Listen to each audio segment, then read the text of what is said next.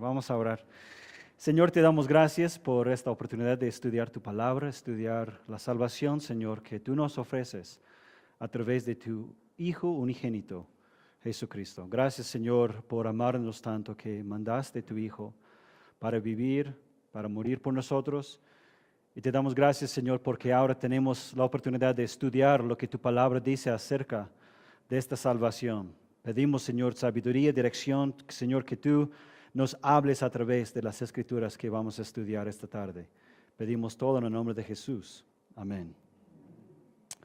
Muy bien, si recuerdan, estamos hablando de soteriología. Soteriología es la doctrina de salvación.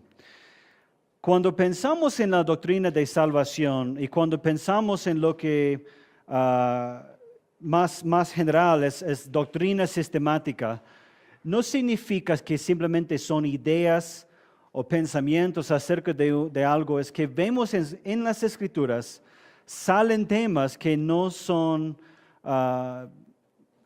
presentados en tema. Por ejemplo, la santidad de Dios. Podemos correr a algunos versículos, algunos pasajes, pero si uno quiere saber todo lo que la Escritura habla acerca de la santidad de Dios, eso es teología sistemática. En cambio, cuando hablamos de teología bíblica, a veces pensamos que sistemática malo y bíblica buena. No se trata de eso. Teología bíblica es cuando nosotros estudiamos el tema principal de un libro o quizás un pasaje. Si decimos, por ejemplo, vamos a estudiar los 4 evangelios, eso es teología bíblica. Teología sistemática es nuestra forma de pensar en un tema y después ir a buscar o saber lo que la Biblia dice acerca de este tema. No es crear nuestras ideas y después tratar de buscar pasajes que nos apoyan, porque eso es la peor manera de estudiar la palabra. Y, si somos honestos, todos tenemos la tentación de hacer eso, porque a veces queremos moldear nuestra salvación, queremos moldear lo que sabemos de Dios a quizás una experiencia y no necesariamente a lo que las Escrituras nos enseñan. Vemos, por ejemplo, en todos los siglos, en toda la historia de la iglesia, todos los herejes, casi prácticamente, han llegado a ser herejes porque comenzaron con una idea que no se encontraban en la Biblia. Y después forzaron ver o mostrar a otros que sí, la Biblia apoya, porque mira, este versículo muestra tal, no, pero eso es fuera de su contexto. Tenemos que aprender y entender qué es contexto. Entonces, cuando hablamos de estos temas, y vamos a hablar en un momento del Ordo Salutis o el orden de salvación, parece muy temático y parece que vamos a un versículo acá y otro versículo allá y que, bueno, parece que estamos forzando la doctrina en la Biblia. Pero hay muchos más versículos de lo que podemos ver esta noche y eso es algo que ya sale de las Escrituras. Eso es lo que espero que veamos esta tarde, que no estamos forzando ninguna doctrina. Y en el transcurso de este momento vamos a tener tiempo para conversar y discutir y escuchar preguntas, dudas, porque algunas de estas doctrinas no son tan fáciles tragar. ¿A qué refiero? Que a veces leemos algo, quizás eso te ha pasado. Una vez tú has leído algo en las Escrituras, tú piensas, bueno, parece que está diciendo esto, pero eso no suena correcto. O tengo que preguntar a fulano porque eso no puedo entender yo. Eso muchas veces pasa cuando a veces no entendemos el contexto judaico, cuando no entendemos la razón por qué una persona dijo algo en ciertas palabras o algo así. Pero en cuanto a la salvación, un tema que probablemente todos pensamos que sabemos ya qué es la salvación de Dios. Pero yo creo que todos vamos a aprender algo. Porque hay cosas, hay atributos de la salvación que Dios nos ofrece en su amado Jesús que a veces menospreciamos o quizás no entendemos o quizás por no entender simplemente olvidamos el tema porque bueno, no me vale la pena. Lo que quiero que nosotros logremos en este curso realmente es ver toda la riqueza, el tesoro que hay en nuestra salvación. Que no solo se trata del perdón de pecado, lo que todo el mundo sabe, que Jesús nos compró perdón. Ok, muy bien, pero hay mucho más allá. Hay mucha más dulzura a la salvación de Dios. Entonces, eso es lo que queremos, en eso queremos profundizarnos. Para comenzar en eso, vamos a hablar de lo que se llama el Ordo Salutis. El Ordo Salutis es latín, que significa el orden de la salvación. Y esa hoja que les di menciona algunos términos y tiene una línea de tiempo. Y esto es muy sistemático. Pero nosotros primero lo que vamos a hacer es vamos a brevemente entender qué significa cada palabra y después vamos a colocar las palabras a esta línea de tiempo.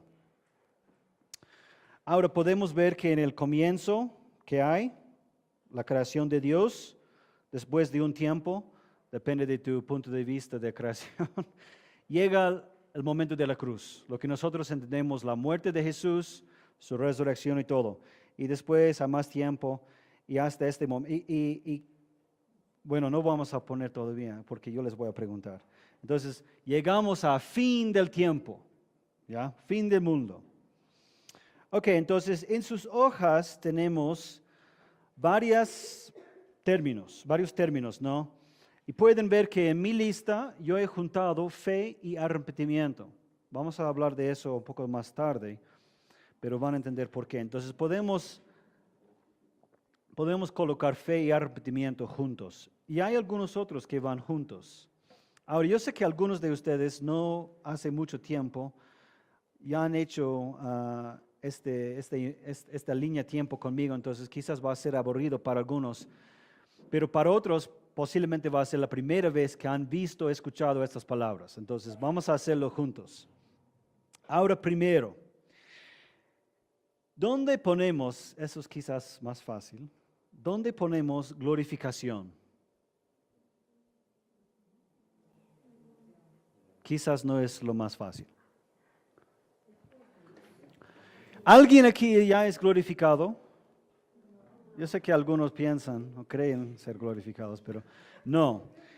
Entonces es al final. Ahora, eso entendemos, eso no es tan importante, pero ¿cómo entienden ustedes glorificación? ¿Es al momento de morir o es fin de todo el mundo? Ok, cuando uno muere, ¿no es cierto? Bueno, creyente, estamos hablando de un creyente. Ya, entonces vamos a poner, esta es la muerte de esta persona. Ahora esta persona necesita nombre. A ver, ¿alguien le puede dar nombre? Scott. Ay, caramba.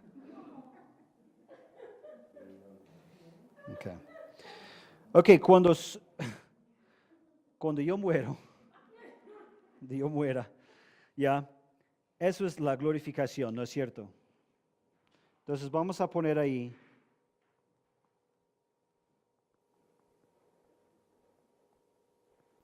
glorificación, ¿ya?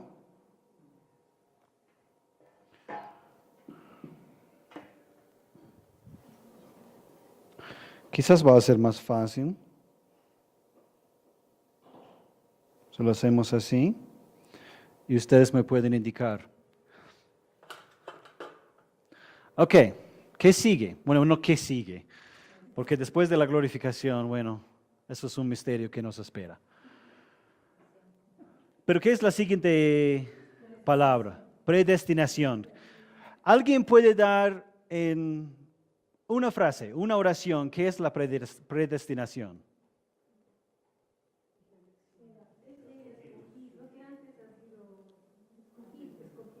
Ya, ok, entonces Dios decidió algo por su palabra. Dios antes destinó algo. Ok, vamos a hablar acerca de qué predestinó Él.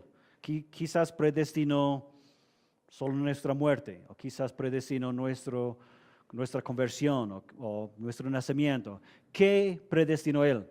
Bueno, no vamos a llegar todavía en eso, pero ¿alguien sabe dónde ponemos predestinación? ¿Cuándo nos predestinó? Ok, antes, todos saben eso, ¿ya?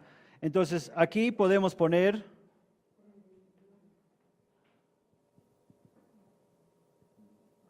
Ahora, hay otra palabra parecida, no por letras, pero por definición, a predestinación, que está en su lista. ¿Cuál es? Elección. ¿Cuál es la diferencia? ¿O cómo podemos entender la diferencia entre elección y predestinación? Eso es más difícil. Muy bien, entonces, ¿qué viene primero? La elección.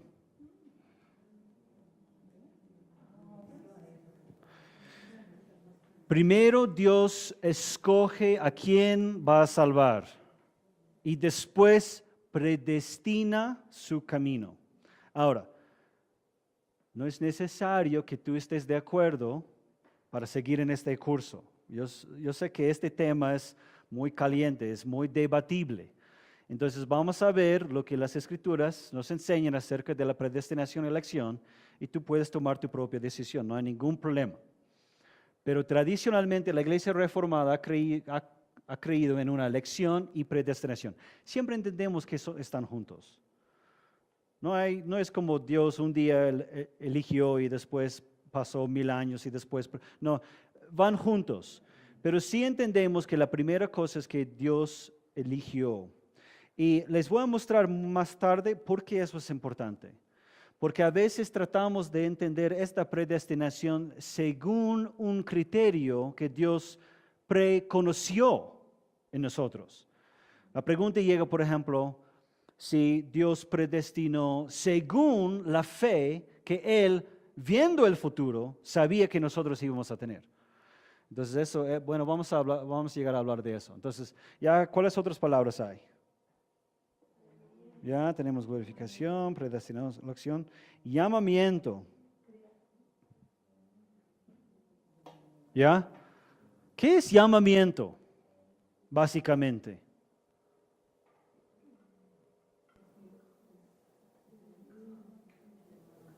¿Cómo podemos entender llamamiento de Dios? Ok, nos llama. Simplemente Dios nos llama a acercarnos a Él. Entonces, ¿dónde nos llamó a Él? Ok, tenemos que poner a Scott en la línea de tiempo. Ya es hora, ¿no? Sí, eso no es Scott bebé, eso es grande Scott. ¿Ya? Este es mi momento de conversión. ¿Ya? No mi nacimiento. Pero eso es el momento de mi conversión, ¿ya? Para mí es el 21 de noviembre de 1997 a las 8:30 de la noche. No les miento, ¿ah? Eso fue, bueno, quizás fue a las 8:37, no sé, pero por ahí. Pero esa es mi conversión. Entonces, ahora, ¿dónde podemos entender el llamamiento? No estoy buscando necesariamente una fecha, pero Dios llama al incrédulo, al no creyente, antes de la cruz, después de la cruz. En mi caso, después de la cruz, ¿no es cierto? Ok, ¿es después de mi conversión? ¿O es antes? Ya, muy bien, ok. Entonces, en un tiempo, Dios me llamó.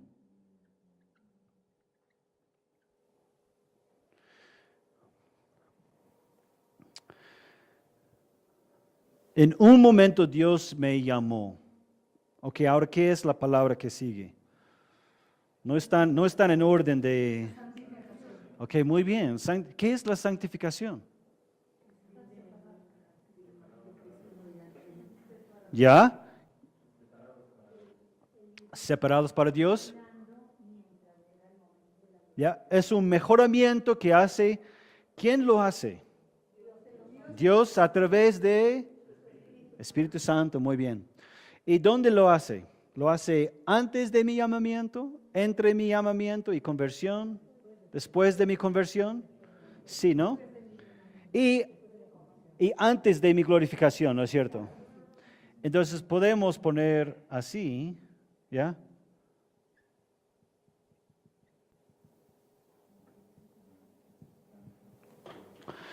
Toda mi vida como creyente, Dios me va a santificar. Va a haber momentos con mayor crecimiento, quizás momentos con poco crecimiento, pero el que comenzó la buena obra en ustedes lo va perfeccionando hasta el fin, ¿no? Entonces, ok, ¿qué sigue? Regeneración, eso es una buena palabra. ¿Qué significa? Nuevo nacimiento, es lo que entendemos como el nuevo nacimiento, cuando alguien dice, yo nací de nuevo. Ya, muy bien. ¿Cuándo nacemos de nuevo? ¿Dónde? A ver.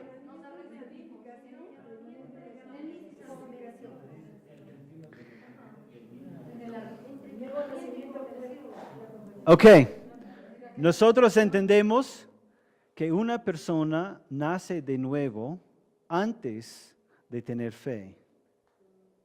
¿Ok? Entonces, creo que vamos a llegar a fe y arrepentimiento, pero yo sé que probablemente ustedes ya saben que eso va a ser el momento de mi conversión. Entonces, yo pondría regeneración entre el llamamiento y mi conversión.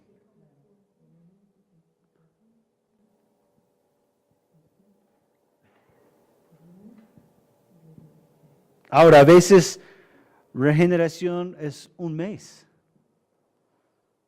La verdad es, hay un misterio en esas cosas. Muchas personas ni tienen idea lo que les está pasando. Más bien, muchas veces usan palabras así, dicen, algo extraño me está pasando y no sé qué es. Entonces, no podemos definir y decir, bueno, nací de nuevo tal fecha y a veces el nuevo nacimiento son segundos antes de la conversión. Entonces, no hay una manera, pero lo que sí entendemos es que Dios hace algo nuevo en nosotros, cambia algo en nosotros, que prepara la tierra de nuestra vida espiritual para poder realmente recibir el Evangelio. ¿Ya?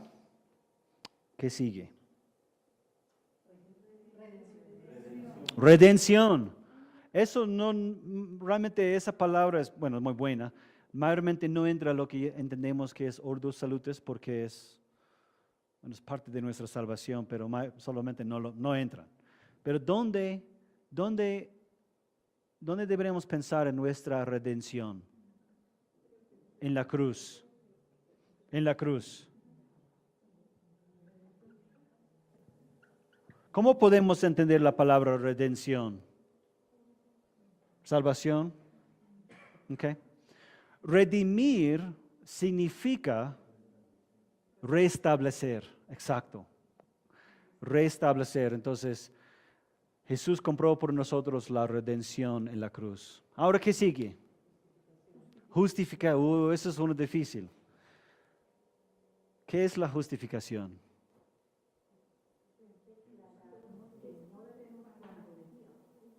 ¿Ya? ¿Ya es? ¿Qué está pagado?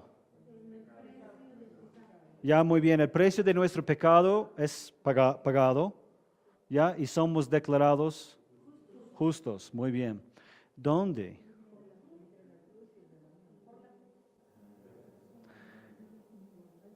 ¿Por qué queremos ponerlo con la cruz? Eso no es una mala respuesta.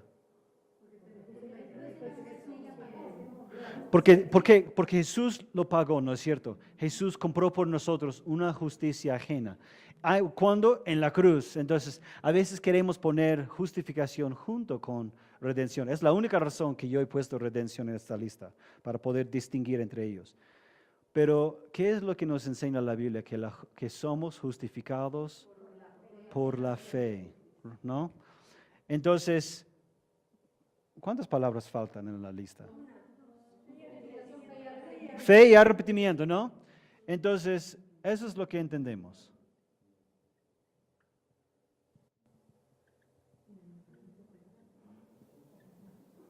Hay una palabra más también, justificación. ¿No hay un término más?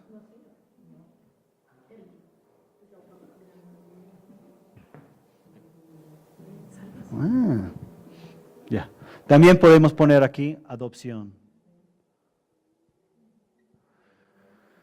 Quizás mi letra es muy chiquitita para ustedes atrás.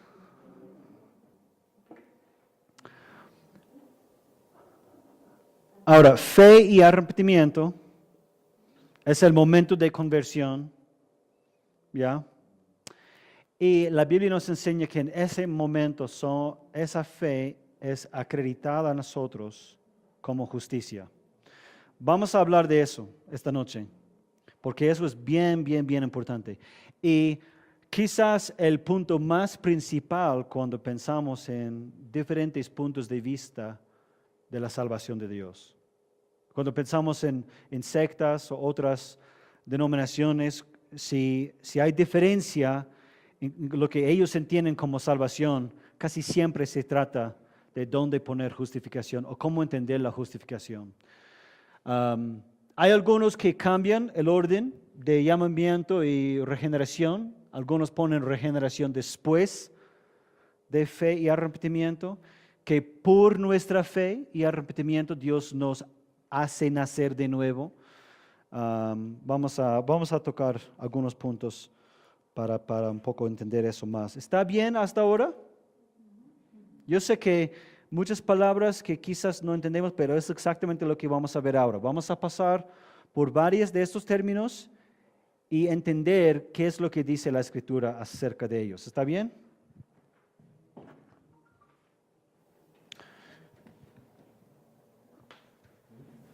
Oh boy.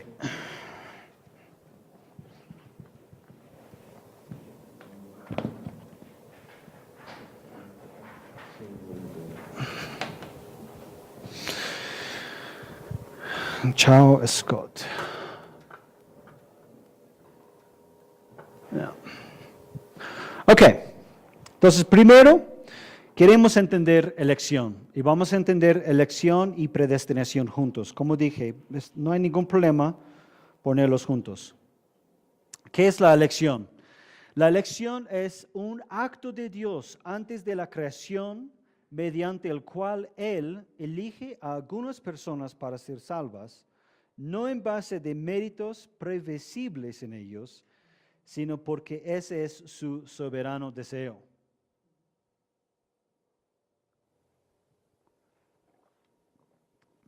No sería tan malo tener una copia de estas definiciones para el examen. Mientras, si tienes una Biblia, puedes abrirla a Romanos 8. Romanos 8. Romanos 8 es un buen capítulo para nosotros cuando hablamos del orden de salvación. Bueno, todo el libro de Romanos realmente. La elección es un acto de Dios antes de la creación mediante el cual Él elige a algunas personas para ser salvas, no en base de méritos. ¿Qué son méritos? Obras, cosas que nosotros hacemos. En otras palabras, la salvación es por gracia. No es algo que nosotros merecemos. Tampoco la elección. Dios no elige según ningún criterio. No elige según una fe o una obra o un arrepentimiento que nosotros hacemos, sino porque ese es su soberano deseo.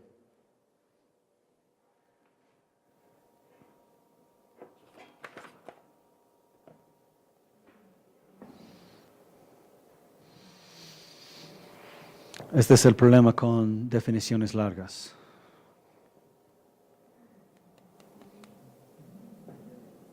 ¿Está bien? Muy bien, vamos a leer Romanos 8:28.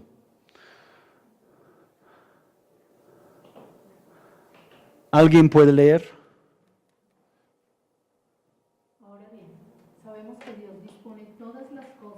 bien de los que le aman, es decir, de los que Él ha llamado de acuerdo a su propósito. Porque a los que antes conoció, también los predestinó para que sean hechos conforme a la imagen de su Hijo, para que Él sea el primogénito entre muchos hermanos. Y a los que predestinó, también los llamó. Y a los que llamó, también los justificó. Y a los que justificó, también los glorificó. Muy bien, gracias, Claudia. Vemos aquí que Dios antes conoce y según ese conocimiento, ya, Él los predestina. Donde nos confundimos es, ¿qué es lo que Él conoció de nosotros? Si fue nuestra fe, ¿qué le hizo predestinarnos? ¿O simplemente por su conocimiento del futuro? Y hay ciertos problemas con eso. Ahora, no digo ciertos problemas con Romanos 8. Solo digo, si nosotros decimos que Dios, viendo nuestra fe, viendo nuestras obras de antemano, nos escoge, ya no es salvación por gracia. Realmente hemos hecho algo para ganarlo. ¿Qué nos enseña estos versículos? Primero, ¿cuál es el propósito de nuestra salvación? ¿De simplemente no sufrir en el infierno? Según estos versículos, ¿cuál es el propósito de nuestra salvación?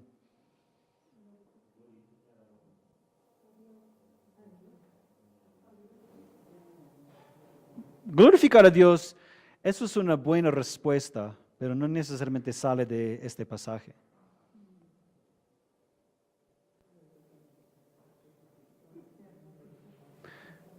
Para que nosotros seamos hechos conforme a la imagen de su Hijo. Nuestra salvación tiene propósito y es hacernos conforme al Hijo. No es simplemente porque Dios va a estar aburrido, solitario, triste, aburrido en el cielo si no hay creyentes con Él. Nos salvó según un propósito, para que nosotros seamos semejantes a su Hijo unigénito.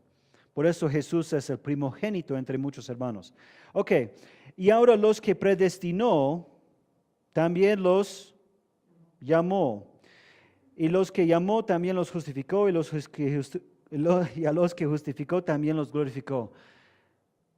No es necesario forzar en estos versículos que todos los que predestinó los llamó y todos los que llamó los justificó, pero se entiende eso. Se entiende que Dios desde el comienzo o antes de la creación tuvo un camino que Él estaba desarrollando. Y vamos a seguir mirando otros pasajes. Vamos a siempre volver a Romanos 8, 28 hasta 30 porque es un buen pasaje. Ahora Efesios capítulo 1, versículos 3 a 6. ¿Alguien puede leer?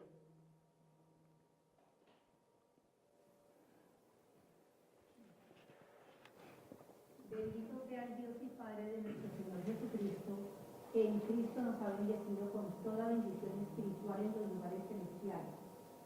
En Él Dios nos escogió antes de la fundación del mundo, para que en su presencia seamos santos e intachables. Por amor nos predestinó para que por medio de Jesucristo fuéramos adoptados como hijos suyos, según el beneplácito de su voluntad, para alabanza y gloria de su gracia, con la cual nos hizo aceptos en el amado. Muy bien. Esto es quizás uno de los pasajes más claves cuando hablamos de la doctrina de elección. ¿Por qué? Porque es inevitable ver esta parte. Dios nos escogió antes de la fundación del mundo. Ahora, otra vez, ¿cuál es el propósito de nuestra salvación? Nuestra santidad, ¿no es cierto? Es nuestra santidad. Cuando nosotros presentamos el Evangelio, ¿qué es mayormente lo que les contamos acerca de la salvación de Dios? ¿Cómo? De ir al cielo, tener vida eterna, no sentir el cargo de tus pecados, librarte de vergüenza. Ahora, ¿algunas de esas cosas están mal? ¿O que no es parte de la salvación?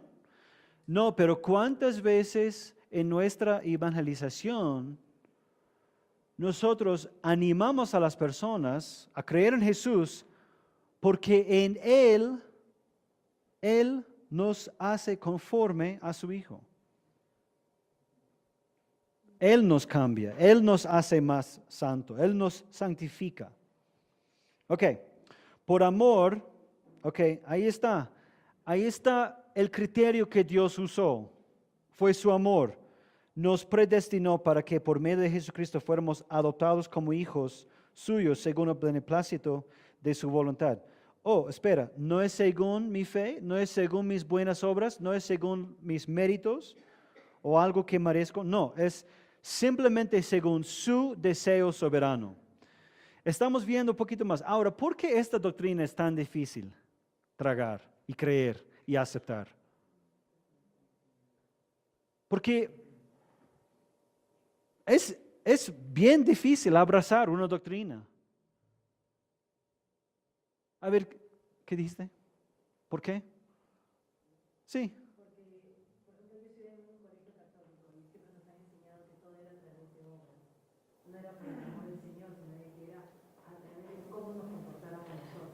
Ujú. Si no ibas a misa y no te confesabas o no rezabas los 5 Padres Nuestros y la Iglesia de María, entonces el Señor no la quiera perdonar y no diga que es igual.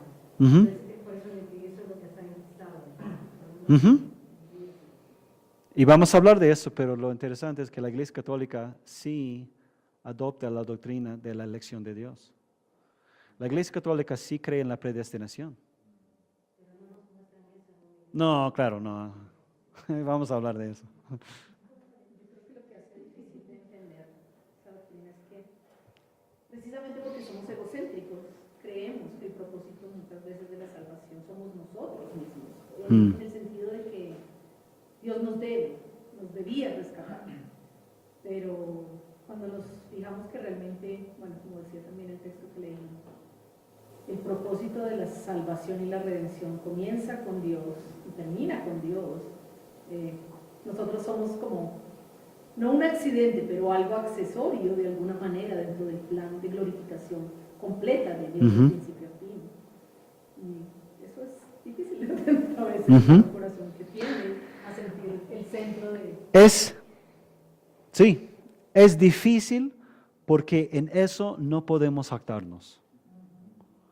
No puedo gloriarme a mí, no puedo gloriar a mi fe, a mis obras, a mi doctrina. No puedo encontrar ningún valor en mi propio ser.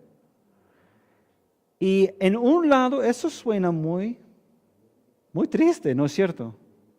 Espera, no hay ningún valor. Pero realmente, ¿qué valor nosotros llevamos para poder llegar a ser como aceptados en Dios? No hay nada que nosotros podemos, vamos a hablar de eso cuando hablamos de la justificación. Ahora, 1 de Timoteo 1:9. Alguien, no tengo el versículo, pero alguien puede leer. 2 de Timoteo, capítulo 1, versículo 9.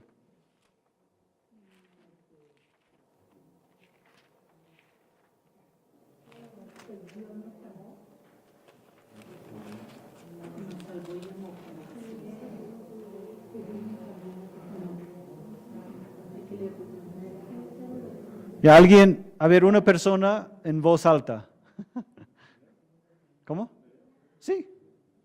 Pues Dios nos salvó y nos llamó a una vida santa, no por nuestras propias obras, sino por su propia determinación y gracia. Nos concedió este favor en Cristo Jesús antes del comienzo del tiempo. Ok, muy bien. Otra vez, ¿cuál es el propósito de nuestra salvación en este versículo? Sí, nuestra santificación. Nos llamó con llamamiento santo. Ahora, no conforme a nuestras obras, sino que según el propósito suyo y la gracia que nos fue dada en Cristo Jesús. ¿Cuándo? Antes de los tiempos. Antes de los tiempos. Entonces, no es que solo encontramos la doctrina de elección y predestinación en un versículo bien escondido, quizás mal entendido, mal interpretado. Todas las escrituras, y realmente los judíos entendían, como ellos eran un pueblo escogido por Dios. Ellos, todo el Antiguo Testamento, ellos entendían la doctrina de elección y predestinación.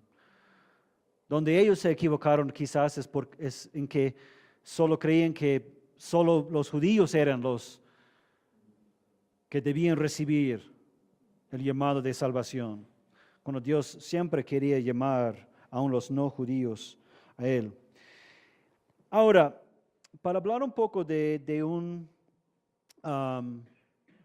algo que nos hace difícil es, a veces preguntamos, bueno, quizás no con estas palabras, pero la pregunta es, ¿predestinación entonces es fatalismo? ¿Qué es fatalismo? Fatalismo es un sistema en que las elecciones y decisiones humanas no sirven prácticamente para nada. En otras palabras, no importa qué hagamos. Si Dios lo ha predestinado, bueno, no tengo que levantarme de la cama. Puedo mirar a Netflix todo el día. No importa. Si Dios lo ha predestinado, yo puedo caminar en esa vida. ¿Qué piensan ustedes? ¿Predestinación es fatalismo? ¿Por qué? Sabemos quizás que la respuesta es no. ¿Ya? Porque tiene un propósito de santidad.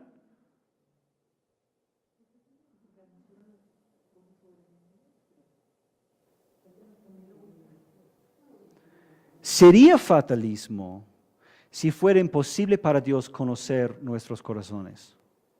Ahora, ¿qué refiero?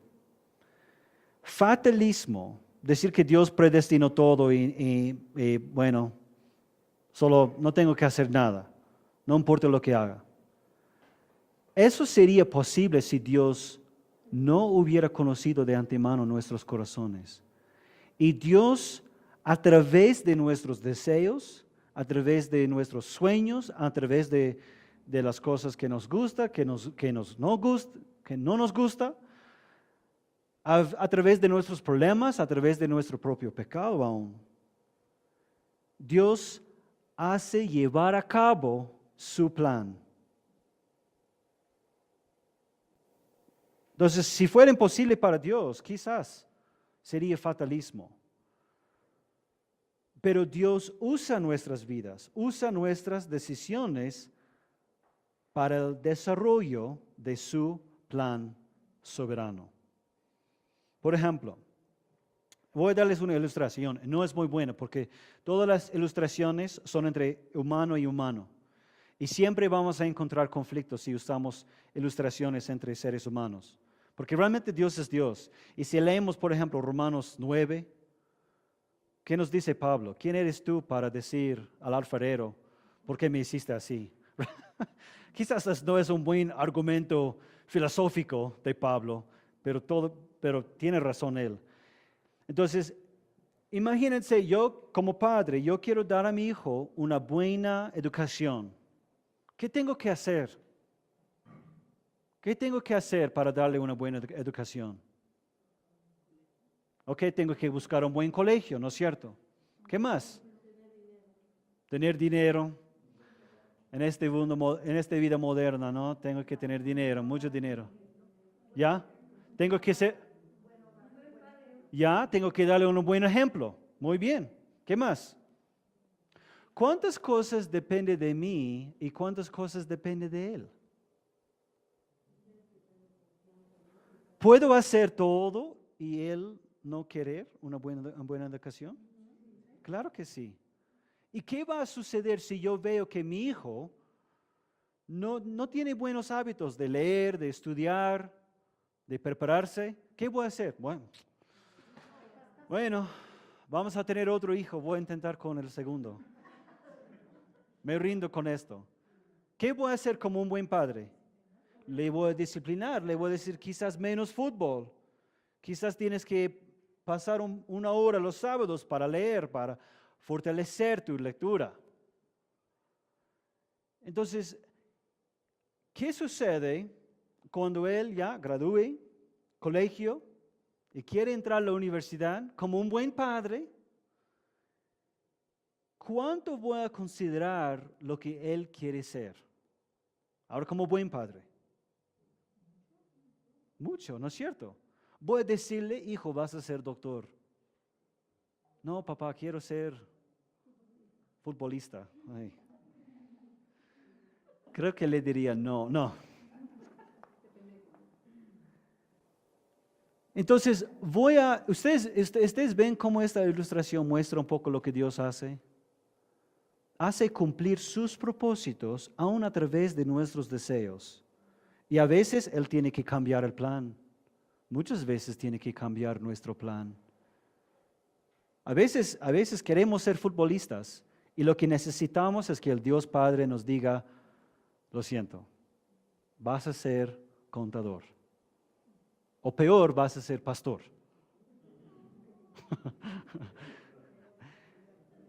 Dios trabaja a través de nuestros deseos. Mira, un problema común que muchos tienen con la doctrina de elección es que dicen que quita del hombre responsabilidad. Si Dios escoge de antemano quién va a ser salvo y quién no, entonces, ¿para qué tener fe? Es porque Dios obra a través, es porque Él conoce hasta lo interior de nuestros corazones. Si tú eres médico hoy, es porque Dios lo ha querido así. No es porque encontraste el huequito para salvarte de su plan o su voluntad soberana. Es porque Dios lo quiso así. Ahora, otra manera de pensarlo. Ustedes piensan que Dios, bueno, hemos visto que Dios ordena o preordena, escoge a quién va a salvar. Pero ¿acaso Él no va también a preparar el camino? Estábamos hablando de eso del otro día.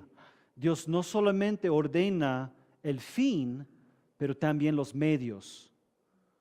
Entonces, el hecho que Dios preordena la salvación de Dios, también significa que preordena todos los sucesos para llevar a esa persona a Cristo.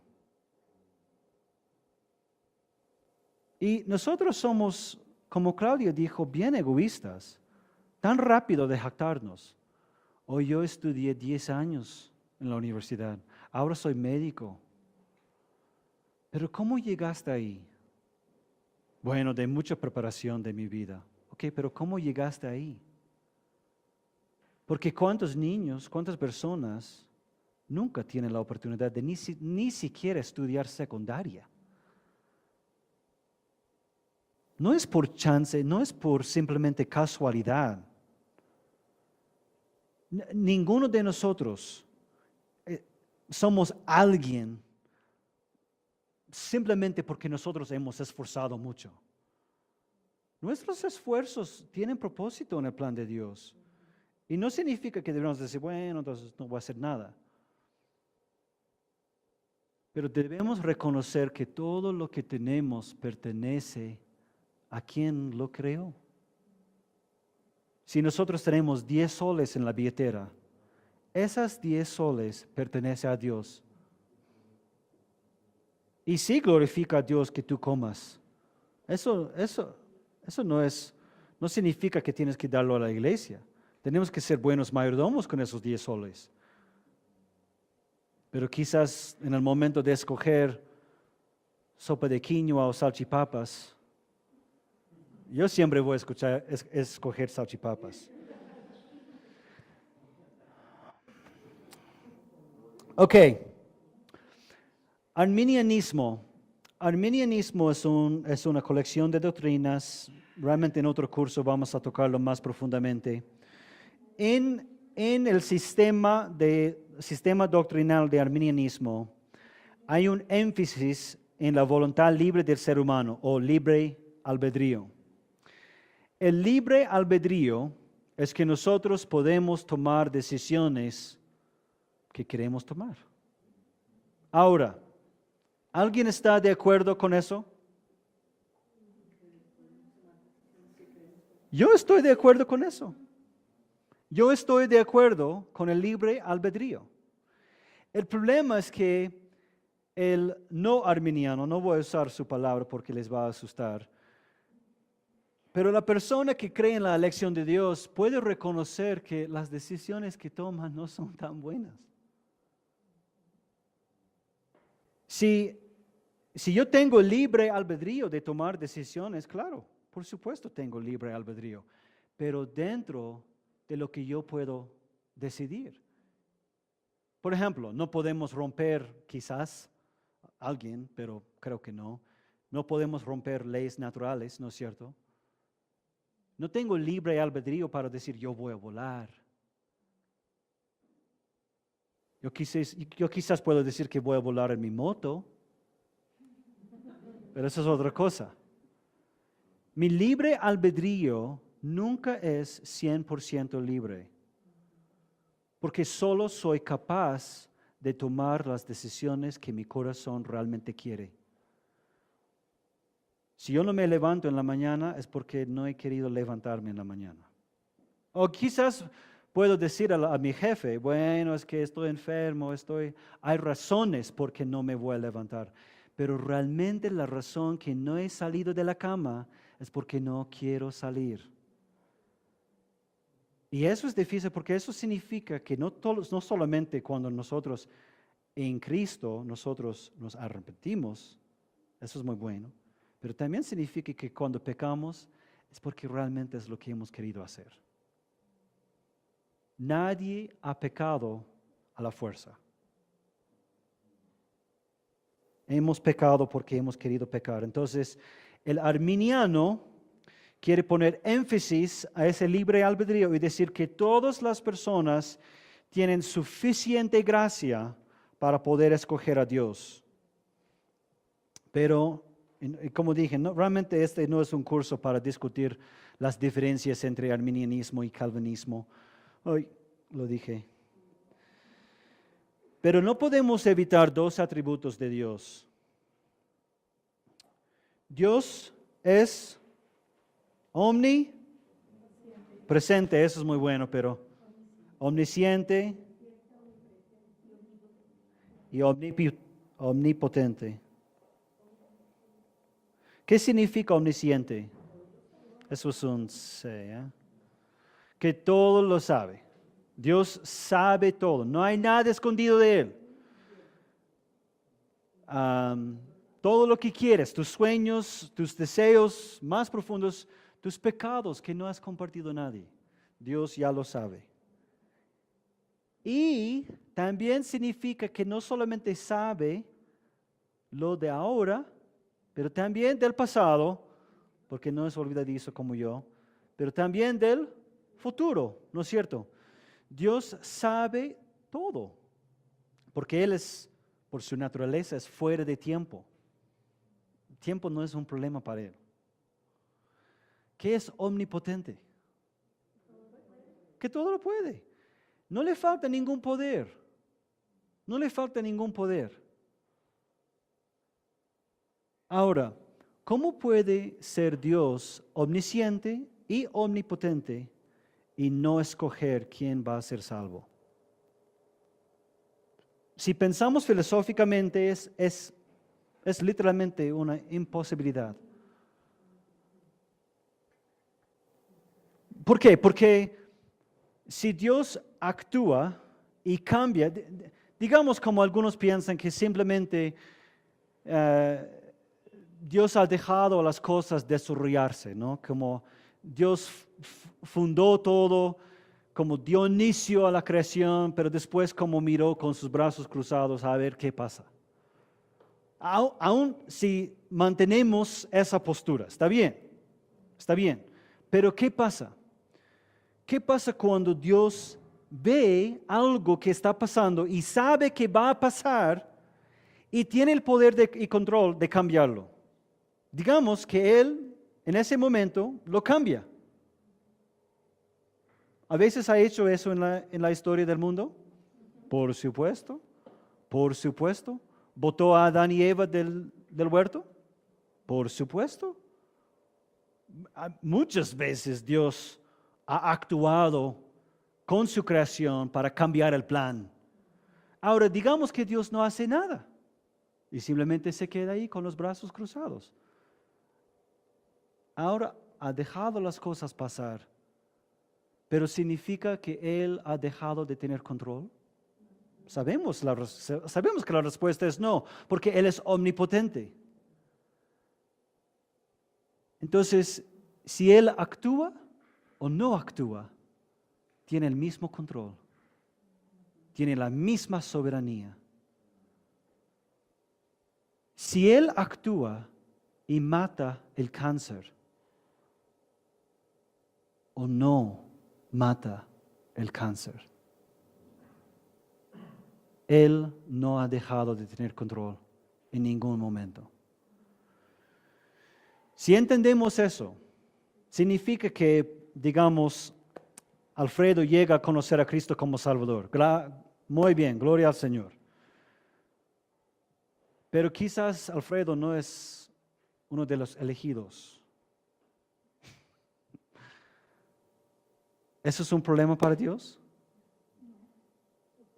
Porque todos los que Él elige llegarán a conocer a Él como Salvador.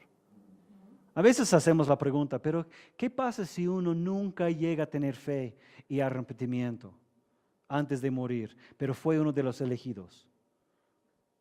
Es una imposibilidad, porque Dios no solamente escogió quién va a ser salvo, también escoge todo el camino para esa persona para llegar. Tú no fuiste salvo un minuto temprano ni tarde. Dios preparó todo eso. Y mayormente cuando personas dan testimonio de su salvación de Dios, le dan la gloria. ¿Cuántas personas se paran adelante de otros, paran adelante y dicen, bueno, primero yo estoy buscando al Señor por 10 años y después yo encontré la Biblia y yo decidí que todo tenía razón y fue muy chévere y aleluya y ahora soy creyente porque yo decidí, yo escogí lo correcto? Más bien cuando alguien da testimonio así es como, ¿eres realmente creyente? Dios escoge el fin y los medios. Es imposible que Dios es omnisciente. Es imposible que Dios es omnisciente y omnipotente y que no escoge quién va a ser salvo.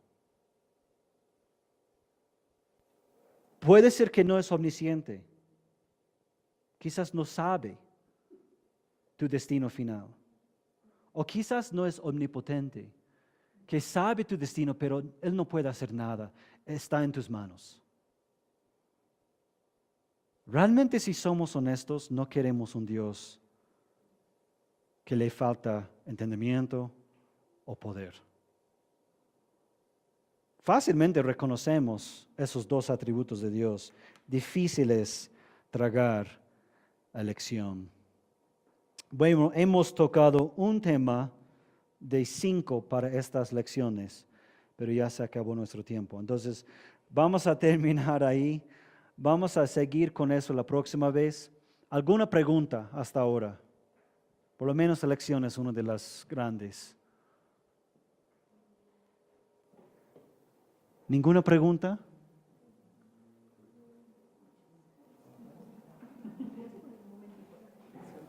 ¿Cómo? ¿Quieren ver la definición otra vez?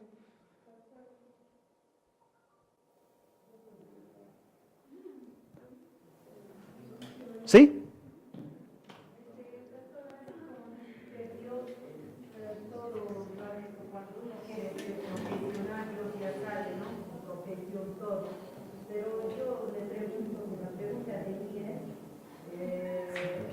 Hay muchos profesionales que lo logran, ¿no? Pero yo digo, ¿cómo Dios va a ver? Yo sé que ha visto su profesión, su esfuerzo, lo que muchas veces se han amanecido estudiando, Y después esos profesionales se dedican al alcohol, porque yo he visto muchas personas que son profesionales y se van a alcoholizar, y entonces, ¿cómo ha tenido eso? ¿Cómo lo ha visto? Y hay en la mayoría que son grandes profesionales, pero borrachos.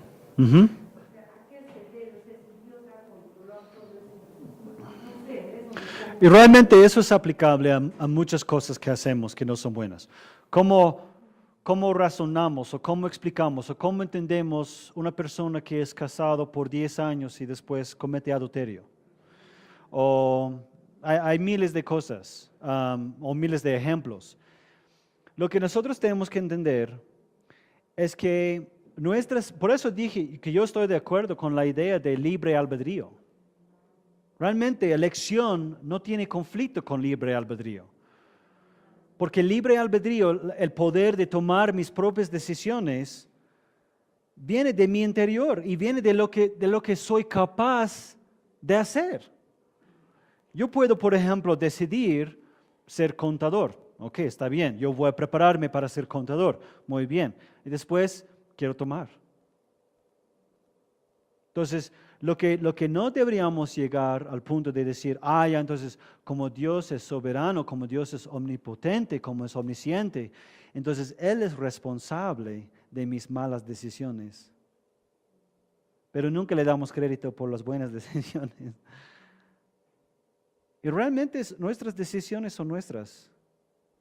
Yo diría, si nosotros creemos con fe y nos arrepentimos, eso sí es un don de Dios. Eso es algo que Dios hizo en nosotros. Eso vimos en la línea de tiempo, que porque Dios nos regenera antes, nos llama antes. Entonces, sí tuvo un comienzo de Dios, pero ¿quién creó con fe? Yo soy. Mi arrepentimiento es mío. No puedo decir que no debo decir que mi arrepentimiento también, yo soy pasivo en eso. Yo tengo un rol bien activo en mi arrepentimiento, en mi obediencia, tal como en mi desobediencia. Ahora lo que vemos es que las Escrituras nos enseñan que el Espíritu Santo es quien obra en nosotros para santificación.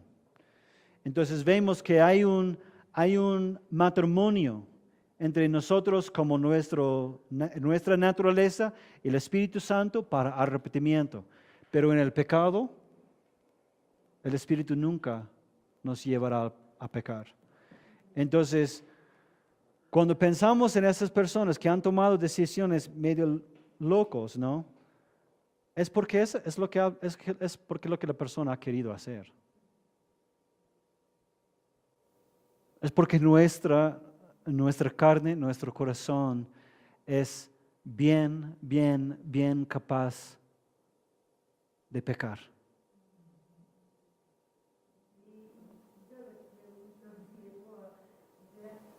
A veces cuando les pregunto de por qué tú tomas, uno me dice, y ellos dicen, sí tomo, pero tú vas a la iglesia, ustedes ponen también cristianos como nosotros.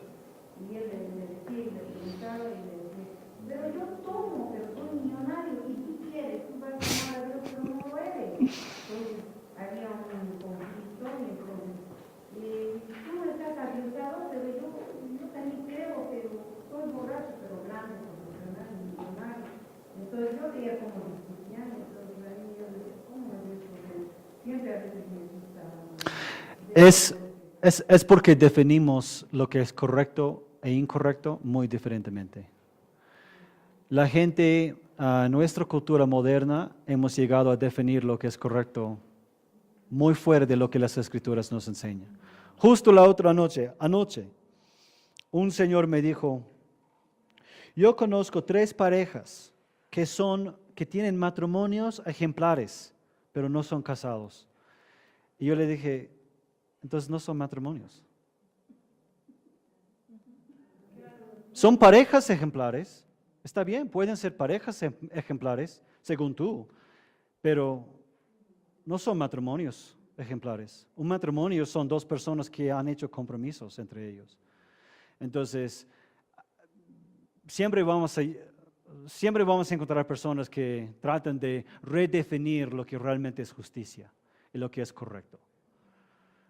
Por eso tenemos que conocer nuestras Biblias bien, porque eso es lo que realmente nos guía, nos dirige, no solamente lo que es normal en la iglesia, porque quizás en la iglesia lo normal es no tomar, no fumas, nada de esas cosas. Ok, pero realmente lo que yo quiero es la carne de las Escrituras. Yo quiero que la palabra, el Espíritu Santo que me guíe. Porque la verdad no dicen no fumes, no tomes. No dicen esas cosas. Alcoholismo, bueno, fumar realmente no es muy bueno para tu cuerpo. Hay razones quizás para no hacer esas cosas, pero no son mandamientos. Eso tenemos que estar bien claro. Quizás, pastor, también se tiene una idea muy distinta de lo que es felicidad. Claro. Que es feliz teniendo más dinero, teniendo un carro, o sea, uno piensa que el concepto de felicidad es eso. Claro, claro. Por eso cuando hablamos de la conversión, una de las cosas importantes es que nosotros empezamos a tener una cosmovisión bíblica. Una cosmovisión es la manera que nosotros miramos, entendemos, interpretamos todas las cosas en el mundo. Por ejemplo, felicidad, justicia. Empezamos a cambiar y ver las cosas de una manera muy diferente. Porque ya no definimos felicidad por dinero. Sin Cristo, claro que sí. Pero en Cristo quizás no. Bueno, no quizás no, pero...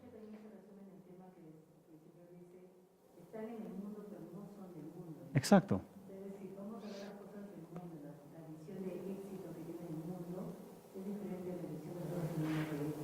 Sí.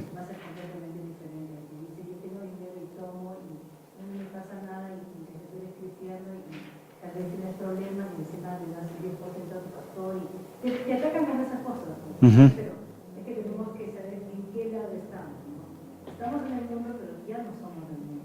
Exacto. Eso es lo que ya ahí establece las fronteras en realidad de todo. Sí, muy bien. Muy bien. Ok, ahí terminamos.